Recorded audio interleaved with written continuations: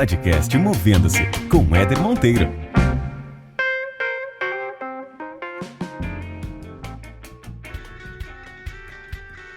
Então, o grande recurso que a gente tem de autoconhecimento é o monitoramento emocional. Atrapalha a minha vida, eu fico querendo enriquecer rápido para poder parar de trabalhar rápido, e nenhum desses pensamentos é condizente com produtividade, né? Independentemente de tudo que você faz em socioemocional, se o primeiro capítulo, que é ouvir as diferenças e respeitá-las, não for colocado em prática, pode jogar o resto fora. Não se demore aonde não te dão valor.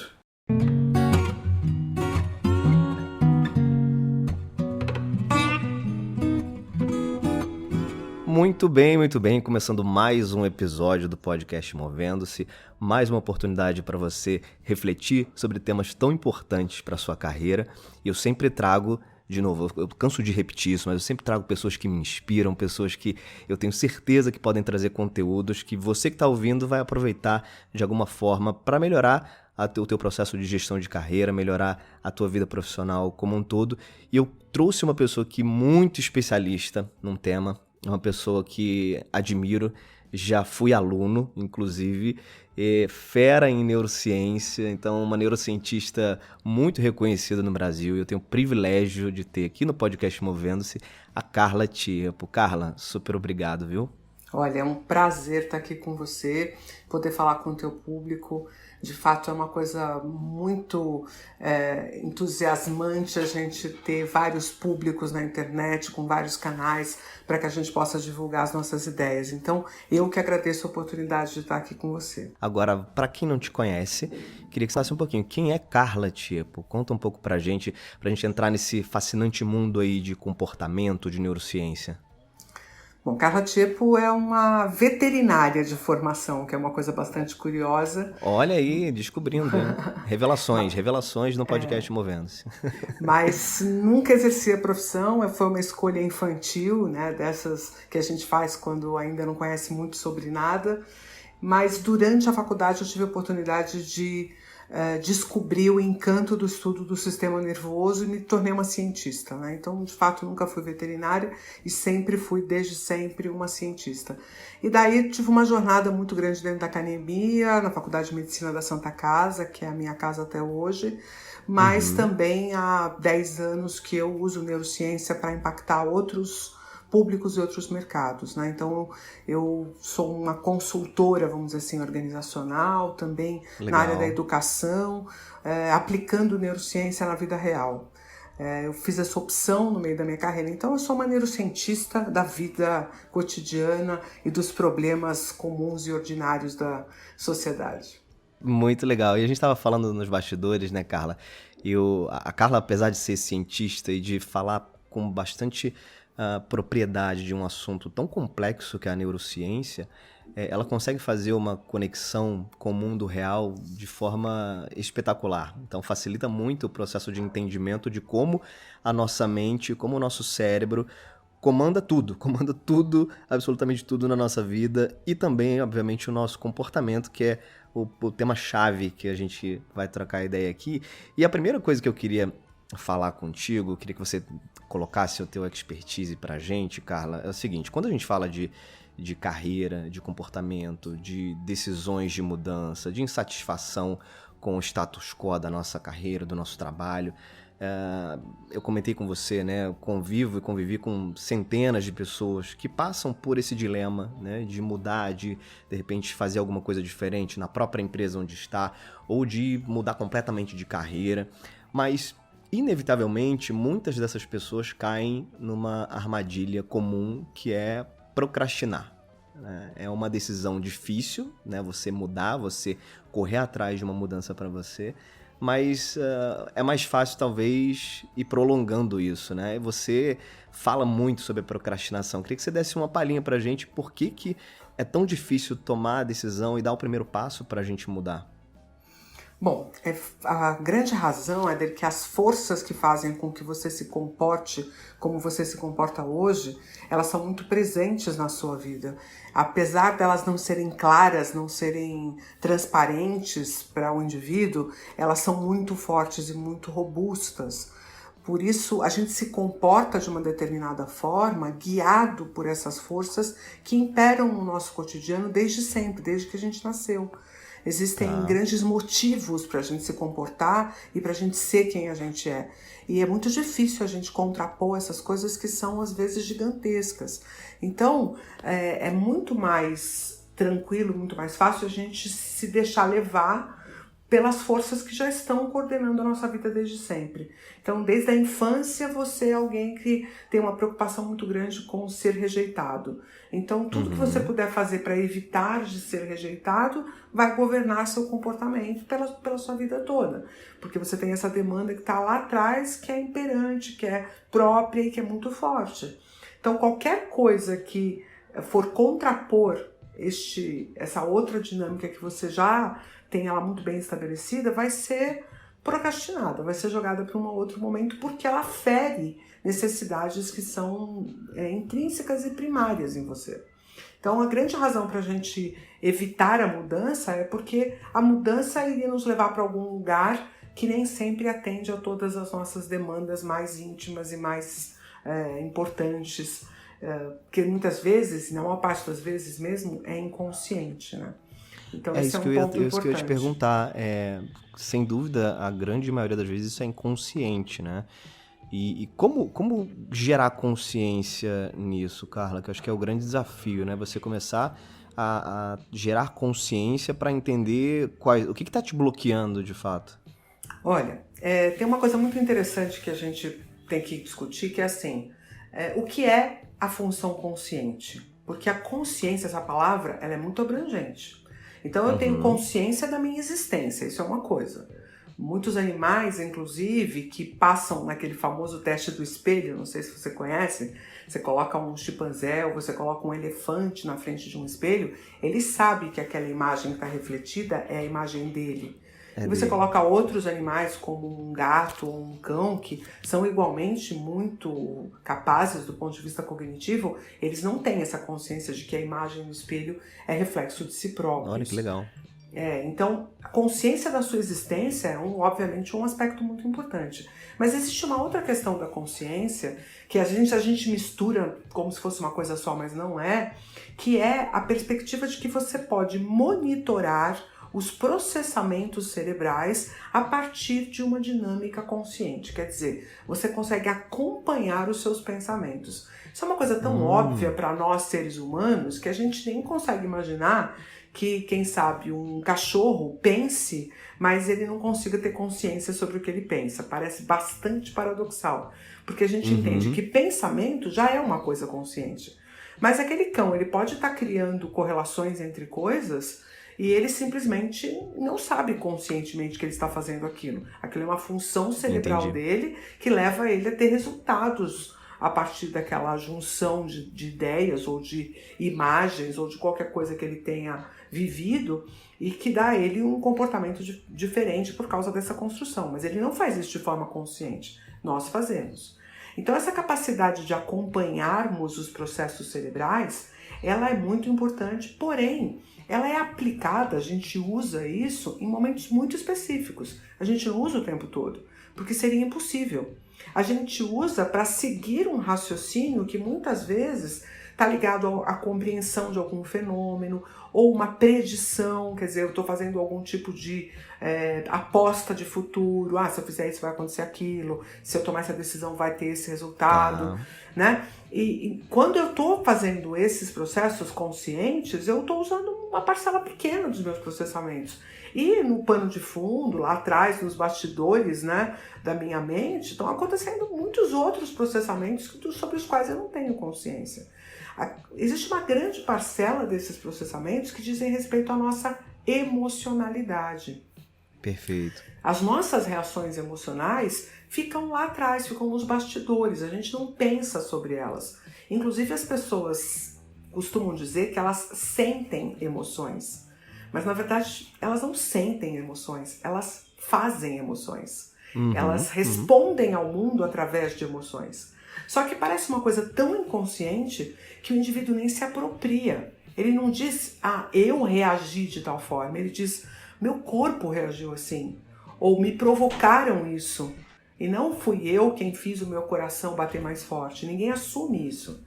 E essa falta de consciência sobre esses mecanismos emocionais nos deixa bastante manco em relação ao autoconhecimento.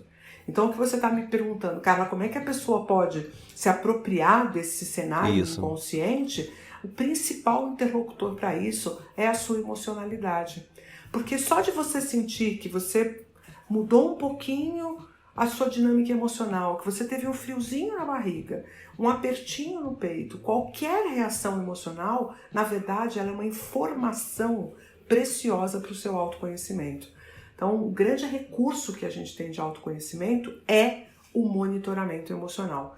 Coisa que a maior parte das pessoas se incomoda em fazer, justamente porque ao fazer esse tipo de ação, né, de comportamento, ou de ter atenção sobre isso, ela encosta naquilo que a incomoda. E aí é onde ela foge. Aí a psicologia, a psicanálise vão ter vários estudos sobre isso, inclusive porque é considerado o inconsciente, é considerado como um buraco negro de tudo aquilo que você quer se afastar. Mas não é bem isso. A verdade é que você nem encosta conscientemente naquilo que você sabe que vai gerar dor, porque você não... A nossa cultura, ela refuta a dor. Ela é uma cultura do carpe diem, uma cultura do bem-estar, da felicidade. E a dor, a angústia, o sofrimento deveriam ser fontes de informação. Eu deveria ser capaz de dizer assim, eu não estou me sentindo bem aqui porque tem algo aqui que me agride. Tem algo aqui que não me faz bem. Mas não tipo, eu estou inseguro porque o problema é meu e eu é que sou horrível. Então, no ambiente corporativo, imagina como é que isso se manifesta. Uma pessoa que não compra a forma como o chefe dela ou o líder dela se comporta, ou ela não compra as decisões dos colegas, ou ela não acha que o que ela está entregando para a sociedade tem valor, né? É óbvio que ela vai ficar incomodada do ponto de vista emocional, só que em geral a sociedade ensina para essa pessoa que a inadequada é ela. Que é ela que é mimizenta, que não está querendo... Que não se encaixou, né? Que não se encaixou. Então ela é a loser. E o sistema seleciona winners, né? E nessa dinâmica as pessoas acabam sofrendo muito, porque elas não conseguem atender às suas demandas emocionais. Inclusive isso é dito dessa forma. Deixa a emoção em casa. Eu não quero ver a sua emoção. Eu não quero que você traga as suas dinâmicas para cá. Porque nenhuma delas me interessa de fato. A me interessa a sua capacidade produtiva. Só que o indivíduo é aquilo que ele manifesta através das suas emoções. Total. As emoções são a grande ferramenta que o indivíduo tem para justamente monitorar o seu comportamento e o seu entendimento. Então, quando essa pessoa está aviltada na sua dinâmica emocional, ela não põe sua energia inteira. E aí as pessoas sempre me perguntam, Carla, como é que eu faço para motivar a minha equipe? Como é que eu faço para engajar as pessoas? Bom, você tem que trazer a emoção delas para o palco. Porque a força de um indivíduo, o motor do seu comportamento, a forma como o indivíduo consegue entregar sua melhor energia é através da emoção. É a emoção. A cognição, a razão, apesar delas entenderem bem o problema, vamos dizer assim, elas não têm força comportamental. Então, como é que elas vão fazer aquilo que elas acreditam acontecer de fato? Só se a emoção comprar a ideia, né? Então, a sua emoção precisa comprar as coisas. Tem acontecendo uma coisa muito séria, né, Éder? A gente tá com a nossa emoção toda subtraída no entretenimento, no carpe diem, né? A gente não tá entendendo que trabalhar, o que fazer entregas profissionais tem o mesmo valor do que a vida, como a vida que pode ser curtida, né?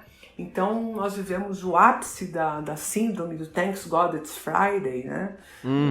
Eu vou viver a segunda, a terça, a quarta lamentando a existência e só de quinta em diante eu consigo viver. E aí é onde eu preciso de mais energia, que é para o trabalho, que é a coisa mais complicada que eu faço, a que requer o maior desafio, eu sempre vejo ele como ameaça, como desagrado, como algo que atrapalha a minha vida, eu fico querendo enriquecer rápido para poder parar de trabalhar rápido.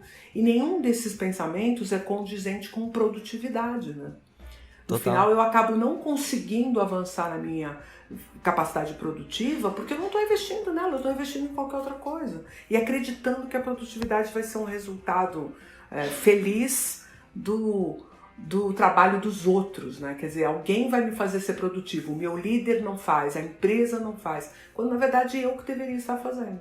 Ou seja, a gente tem uma capacidade enorme de boicotar a nossa própria produtividade, né? A gente, no fim do dia, é que é responsável por não conseguir imprimir o máximo de potência que a gente tem para imprimir dentro do trabalho, né? Na medida em que você utiliza o teu pensamento para boicotar e se preocupar muito mais com a sexta, o sábado e o domingo, que é onde você vai viver efetivamente, você acaba deixando de lado muita da potência que você teria nos dias regulares de trabalho, né? É claro que não estou dizendo que a insatisfação ela não pode ser considerada, né? Tem gente que é infeliz com aquilo que faz, não consegue, de repente, encontrar uma outra área de atuação, porque lá atrás escolheu aquela área e acabou crescendo naquela carreira e foi ficando refém daquilo ali também de forma financeira, e hoje mudar e sair daquilo ali é um pouco mais complexo.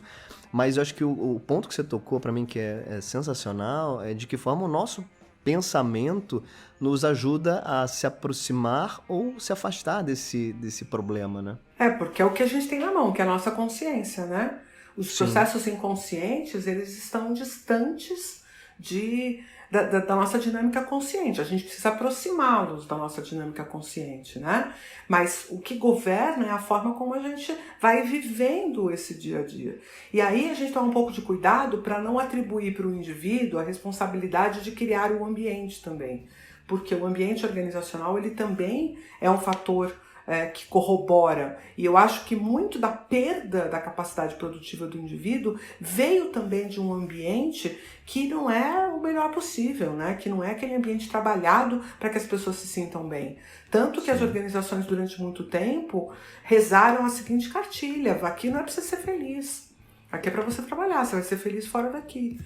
Obviamente que hoje a gente colocando as pessoas para se envolverem 14, 16 horas, às vezes, com a sua dinâmica de trabalho, se a gente não permitir que elas vejam o mínimo de propósito ou de felicidade no trabalho, a gente mata essas pessoas, claro. Né? Que é o que está acontecendo um pouco também. Cada vez mais, inclusive, com as novas gerações, né? Exato, porque a gente vai matando elas, vai matando toda essa energia, vai matando toda essa vitalidade. E aí as razões são múltiplas, porque essas gerações também foram educadas de outra forma, né? Os pais de quem hoje tem 20 anos não quiseram transportar para os seus filhos a dinâmica de sofrimento que eles mesmos se impuseram ou foram impostos, né? Então é uma coisa meio assim, beleza, você vai estuda, faz o que você tem que fazer, cumpre o seu protocolo, mas você também precisa, obviamente, ser feliz, entendeu? Então tem um pouco de uma tirania da felicidade correndo em paralelo, né? Mas a emoção é o motor do comportamento. Então, enquanto a emoção está sendo negligenciada, o grande resultado disso é que a gente vai perdendo a capacidade de administrar a nossa emocionalidade e vai ficando frágil.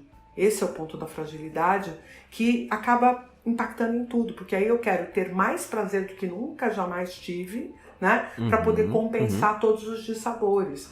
E aí tem um texto meu que foi o único texto que eu escrevi que viralizou, que tem...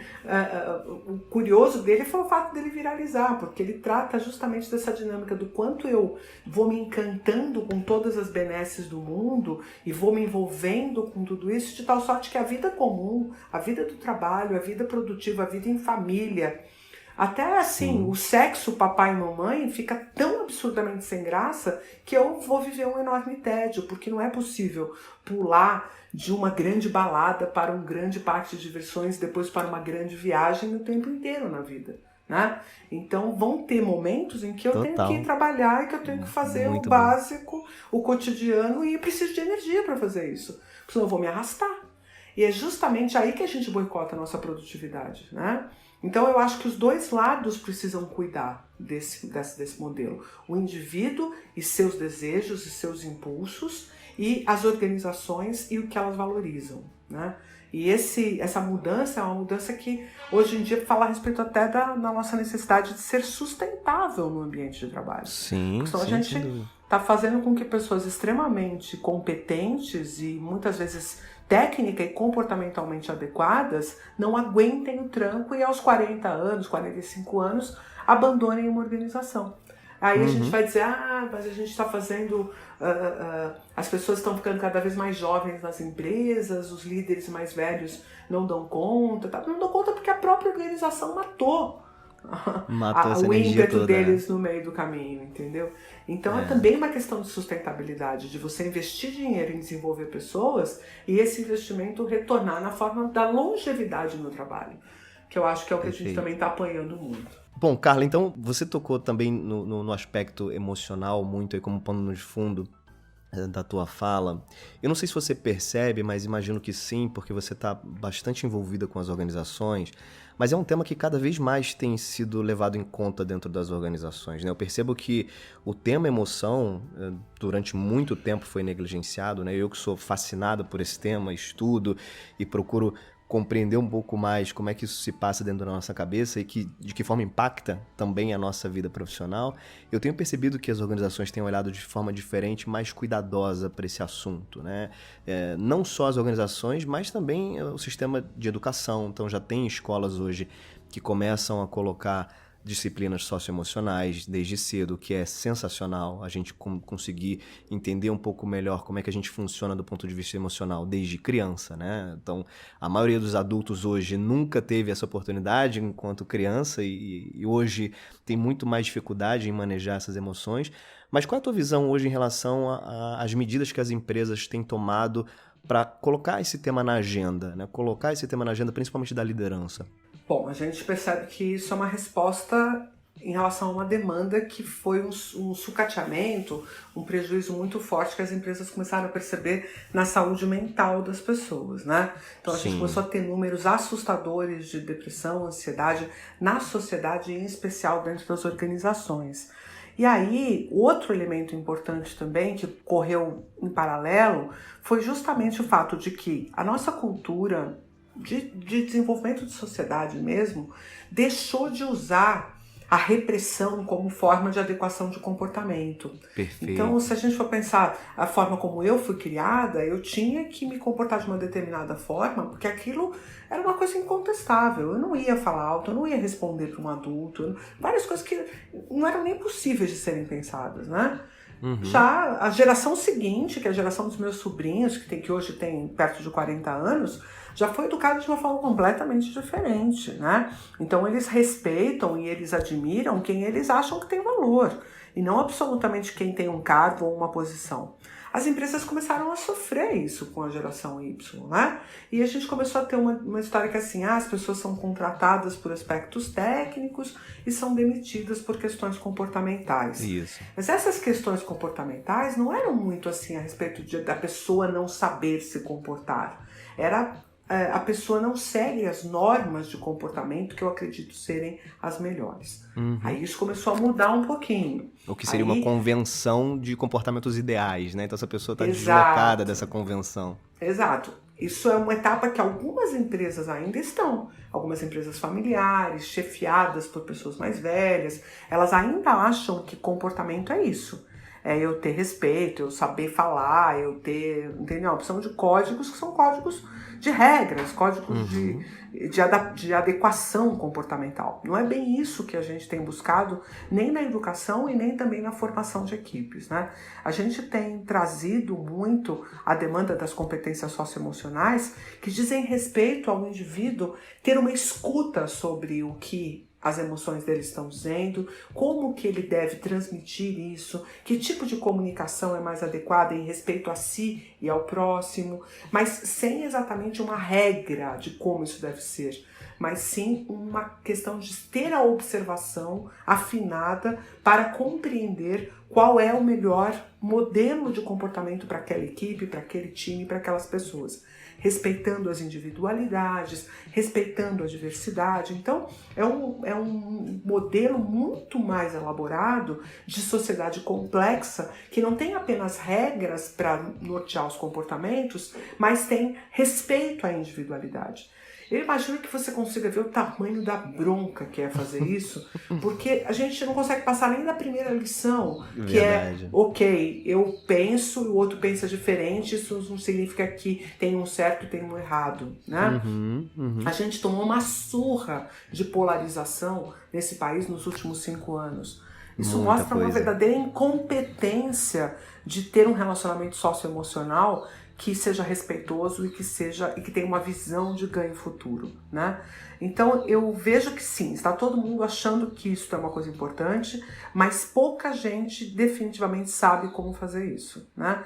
E muitas estratégias estão trabalhando meio com regras. Então é assim, em respeito à diversidade, você não será machista ou misógino se você tiver estes, esses e esses comportamentos. Já se você tiver estes, esses e esses, você será qualificado como alguém que... Entendeu? Então continuamos em regras. Verdade. Não estamos permitindo que as pessoas simplesmente vivam as suas próprias verdades, expressem essas verdades, coloquem isso para uma discussão em grupo, uma discussão coletiva, aonde juntos chegaremos a um modelo de comportamento.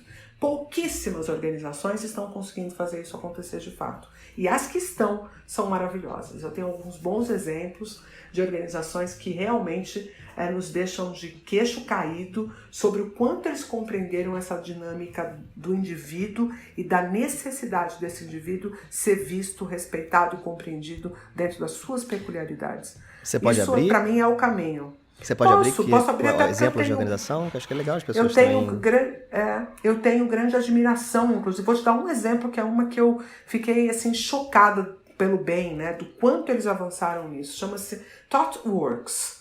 É uma empresa de tecnologia que a sede é Chicago, eles começam em Chicago, mas hoje eles já estão posicionados no mundo todo. Aqui no Brasil eles acho que tem 3 ou 4 escritórios, me parece que é Recife, Rio de Janeiro, São Paulo, Porto Alegre. E a coisa mais linda do mundo, assim, você chega para uma reunião com os gerentes e diretores, assim, a liderança, a alta liderança da empresa. Aí você já olha e já fala, gente, estou num lugar esquisito, porque essa liderança é completamente diversa. Você tem gênero diferente, orientação sexual diferente, você tem etnia, você tem idade, você tem todas as manifestações ali naquele grupo. Daí você tem uma liderança compartilhada. Existem 2 CEOs que compartilham a liderança da empresa. Muito legal. E aí você fala, mas por que vocês estão fazendo isso? Porque a gente precisa se ouvir. E aí, assim, independentemente de tudo que você faz em socioemocional, se o primeiro capítulo, que é ouvir as diferenças e respeitá-las, não for colocado em prática, pode jogar o resto fora. Né? Pode jogar o resto todo fora, que não tem sentido nenhum.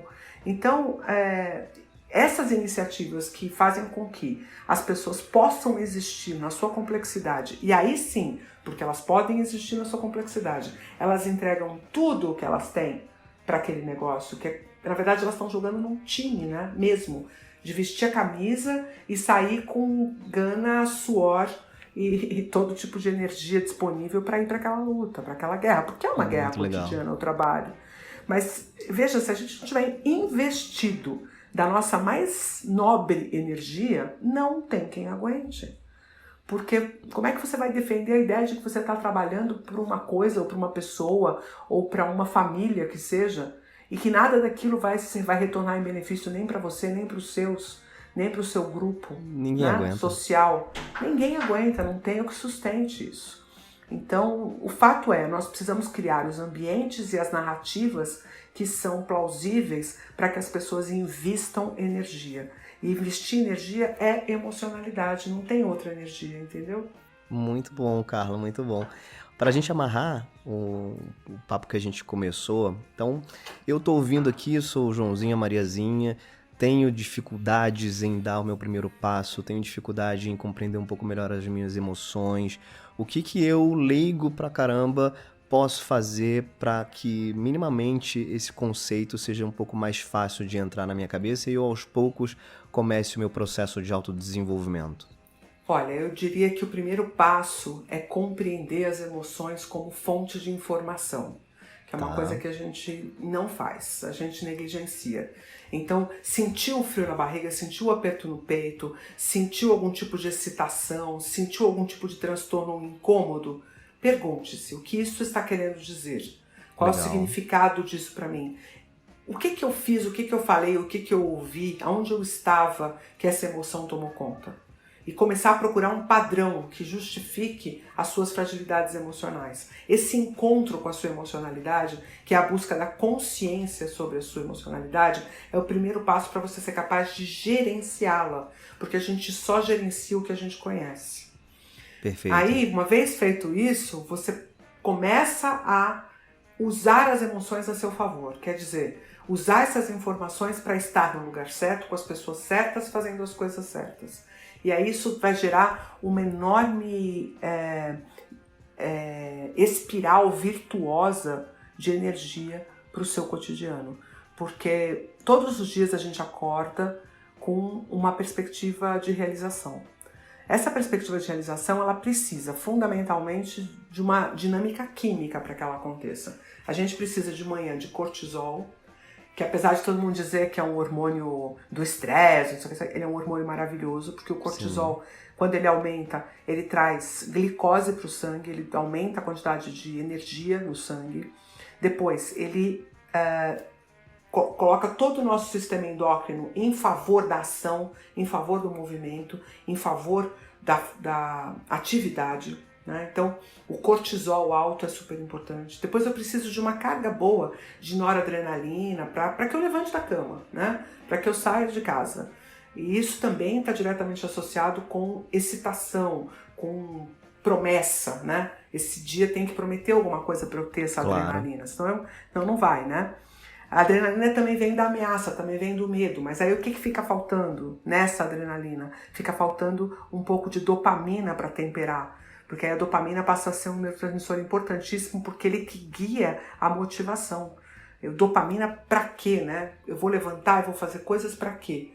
Quando só tem adrenalina, eu só consigo fugir, eu só consigo me esconder, eu só consigo me escamotear. Com dopamina junto, vem uma proatividade, uma visão de desafio, né? E para que algumas pessoas que podem não ter se reconhecido nesse indivíduo medroso, uma outra possível reação de uma adrenalina sem o suporte de dopamina é a raiva, é a agressão, é o ímpeto. Então, adrenalina pura ou noradrenalina com adrenalina, quer dizer, esse cenário que é um cenário de luta ou fuga, ele vai te deixar nessa dimensão. Ou eu estou embaixo da mesa escondido, pelo amor de Deus, ninguém me acha aqui, que eu quero passar desapercebido por esse mundo maluco, ou eu vou atacar todo mundo, vou agredir todo mundo, porque eu estou me defendendo. Né? Ou qualquer coisa diferente dessa precisa ter um pouco de dopamina para você dizer, poxa, beleza, eu tô desafiado, eu tô nesse mundo cão, mas eu tenho meus objetivos, eu tenho minhas conquistas, eu tenho desafios para cumprir. O que geralmente está acontecendo hoje, Déder, é que a dopamina das pessoas está no entretenimento, está no carpe diem, não está nas realizações profissionais. Toda voltada para lá. Isso muda tudo. Isso muda toda a energia.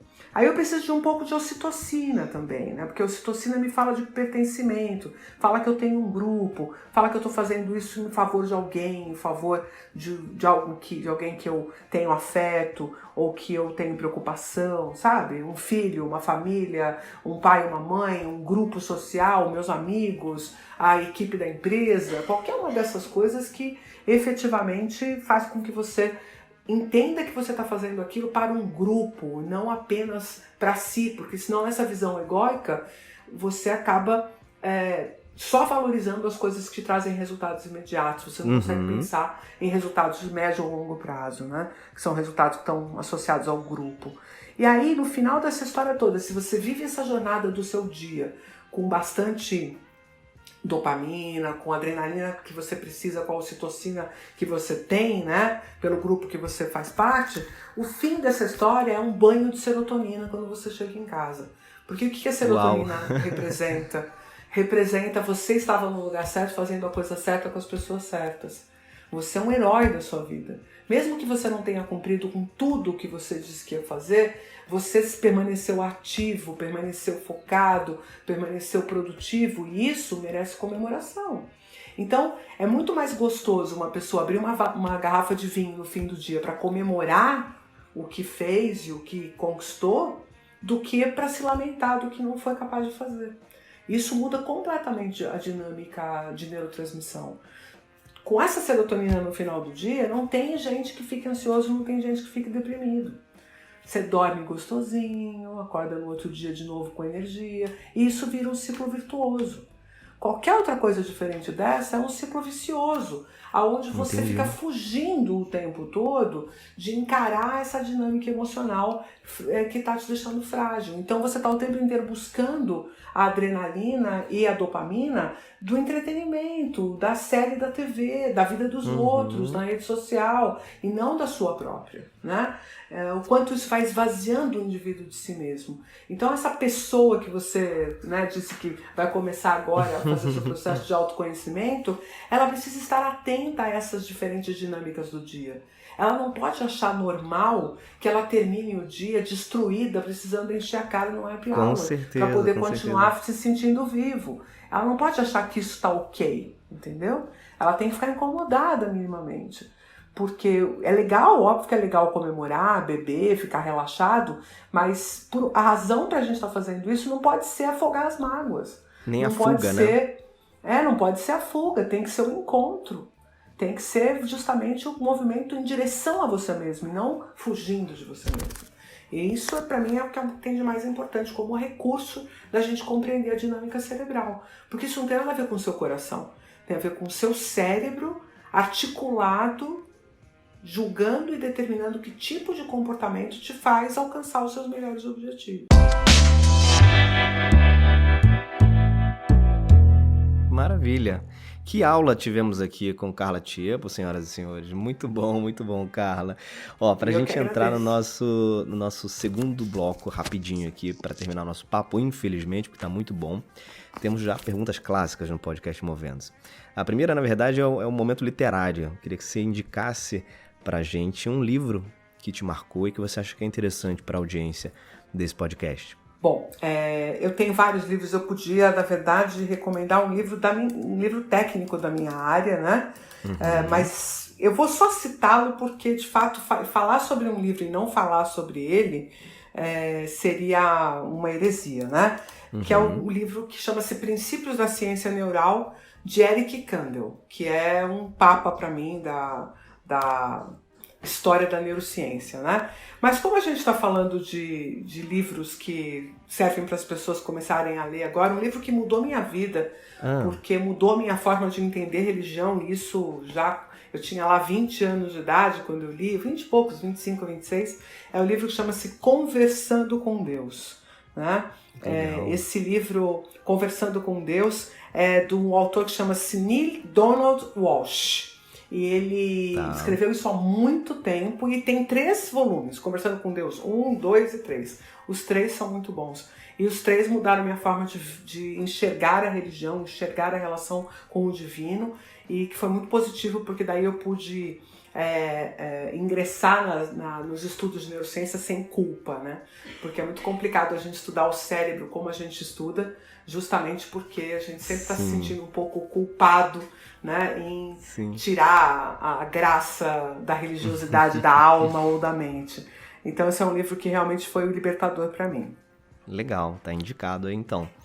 E o seguinte, se você pudesse conversar com alguém, convidar alguém para bater um papo, para tomar um café, pudesse fazer o convite para alguém, para um encontro aí, uma personalidade que esteja viva ou não, quem é que você teria vontade de conhecer, hein, Carla? E por quê? Que pergunta você faria para essa pessoa? Olha, eu adoraria poder perguntar para Michelangelo o que ele quis dizer quando na Capela Sistina ele desenhou Deus numa nuvem em formato de cérebro? Sensacional. Essa seria uma pergunta que eu não me furtaria a fazer para Michelangelo, porque isso nos revelaria todo um pensamento do Renascimento, né? Ele colocou lá uma nuvem com o formato de uma silhueta de cérebro, botou Deus lá, e isso para mim no século XVIII é revelador, né? Então eu faria essa pergunta para ele. Demais. E se Leonardo da Vinci quisesse sentar junto também, acho que ele poderia contribuir. Seria ótimo, né? Por que não? E olha só, se você pudesse voltar lá no início da tua carreira, a Carla lá de trás, com toda a bagagem que você tem hoje, e pudesse dar uma dica para você mesma, o que você falaria, hein? Olha, eu diria, Carla, não se demore aonde não te dão valor. Uau! Muito bom. Não demore. Muito bom, muito bom. Excelente, excelente. Fechamos com chave de ouro o nosso podcast Movendo-se. Queria agradecer demais você, Carla Tiepo. Um prazer bater esse papo com você. Tenho certeza que todo mundo aqui aproveitou. Como é que as pessoas fazem para se conectar contigo, para te encontrar? E-mail, rede social, enfim. Eu vou botar depois aqui na descrição também do podcast, mas fala aí. Então, Éder, é relativamente fácil, porque Carla Tiepo não tem muitas, né? Carla com C, Tiepo com 2 P's de pato, e aí tá em tudo quanto é lugar. Tá no Insta, tá no LinkedIn, tá no Facebook. Eu tenho uma live todas as quartas-feiras há mais de 3 anos. Antes de live ser moda, eu já fazia uma toda quarta-feira no Facebook. Então, é fácil acompanhar meu trabalho. Eu tenho bastante curso também online, tem bastante vídeo na internet. Quem tiver afim de me ouvir falar, não vai falta passar canal apertado. para isso. Não. Carla, super obrigado de novo pelo bate-papo. Pessoal, continuem conectados aí no podcast Movendo-se. Acompanhem também o Movendo-se lá nas redes sociais, @Movendo-se. E vai ser um prazer a gente conseguir bater um papo em outros fóruns também e se manter conectado, que eu acho que é importante, né? O processo de autodesenvolvimento é um processo constante e ele exige que a gente também se dedique a ouvir histórias diferentes, a conhecer pessoas diferentes, a acessar conteúdos diferentes. Esse podcast se propõe a isso também. Então, se você está aqui pela primeira vez, saiba que tem muito conteúdo aí já na plataforma de áudio que você prefere, aí no podcast Movendo. Tem outros episódios, outros convidados muito bacanas também, assim como a Carla, e vai ser muito legal se vocês puderem ouvir. Vou ficando por aqui. Beijos e abraços. Até mais.